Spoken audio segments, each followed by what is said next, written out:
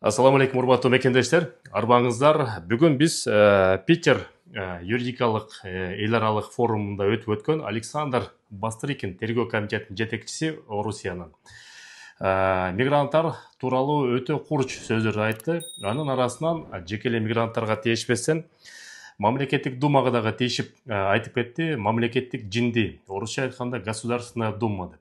Азыр фрагмент мен силерге коюп берейин, ошону угуңуздар, анан сөздү силерге уланталы. Добрый, если можно, так сходу. А вы депутат, да?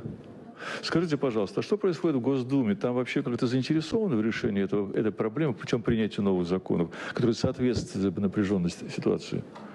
Я здесь, и, очевидно, этот вопрос интересует. Конечно, мы этим занимаемся, я лично этим занимаюсь.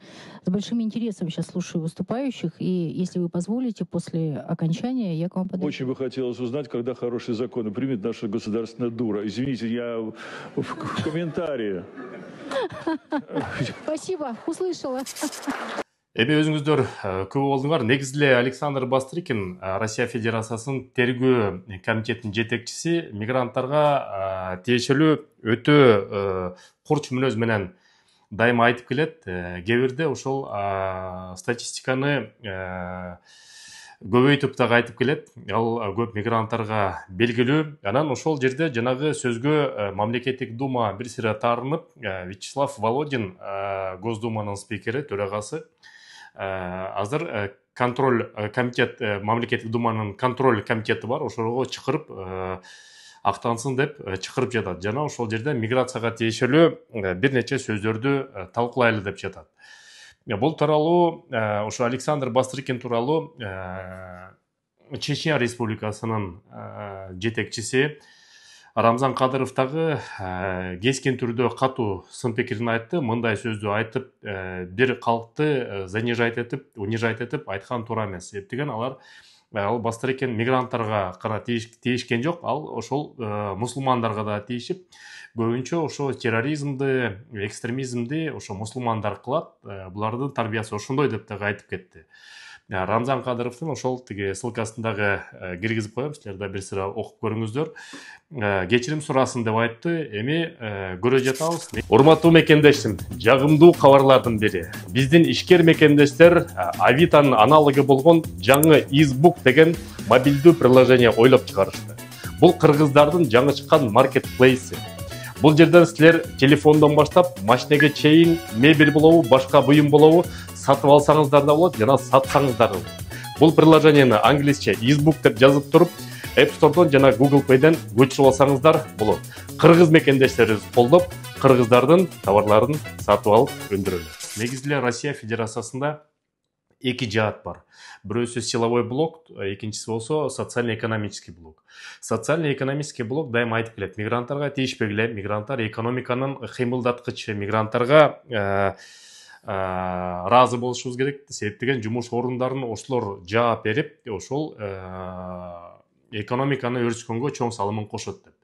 Эми силовой блок болсо, булар дайыма мигранттар, булар потенциалдуу экстремисттер, террористтер, булар коркунуч чалып келет деп бир сыра экинчи жаатын ошентип айтып келет. Эки жак дайыма тиреше берет. Азыр мамлекеттик думанын ошо Бастрыкин чакыруусун күтөлү, карап туралы ошо мигранттарга тиешелүү кандай дагы мыйзам кабыл алынат. Негизи эле 2024 аягына чейин бүт система өзгөрөт деген сөздөр жүрүп атат. Биринчиден жанагы налоговая система ар бир картанын передвижениесин да текшерет.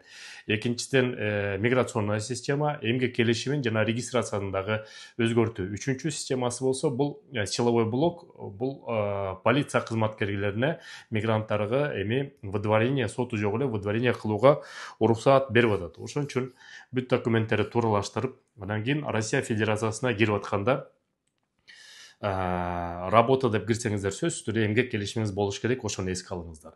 Эгерде частный деп кирсеңиз, анда 90 күндөн ашык жүрө албай каласыңар. Тилекке каршы септеген визаран деген система иштейт. 180-90 деп коет. 180 күндүн ичинде 90 күн Россияда болсоңуз, 90 күн чет элде жүрүш керек. Ошол система өтөт. Үчүнчү жолу бар, бул учоба деп кириш. Учоба деп кирүү боюнча биз көп мекендештерге азыр кайрылып кетебиз. Пандемия учурунан кийин студенттерге иштегенге уруксаат берген. Эгерде силер самозанятый болуп иштесеңиздер, анда окуу жайга тапшырып алыңыздар. Себеп деген окуу жайга тапшыргандан кийин силерге эч ким тийише албайт. Киргенде дагы оңой эле киресиңер. Чек арадан полиция да кармабайт. Окуу жайга тапшырып коюңуздар. Биз иштешип жаткан бир окуу жай бар, Московский экономический институт. Экзамени жок кабыл алат. Кыргыз диаспорасынан десеңиздер, анан 15% скидка кылып берет. Контрагы 80 миңден 120 миңге чейин, аны 4кө бөлүп кылса болот. Телефон номери мен астына жазып коем, бирок азырда айта кетейин. +7 499 113 09 41. Ошол мекендесиңер. Анан документтери тууралаш үчүн негизи кирди чыктыга жасатып алыңыздар. Биз иштешип аткан жаамат бар. Кокустан документтериңиз жок болсо, акчаңыз жок болсо, мырзалар бекер чек арага алып барып келет. Телефон номерлери болсо +7925 465 68 40 номери. Волгоградский проспект 4 выходта. Сак саламатта болуңуздар. Бастыркинин сөзүн улай Госдумадан жагылын күтүп турабыз. Көрүшкөнчө.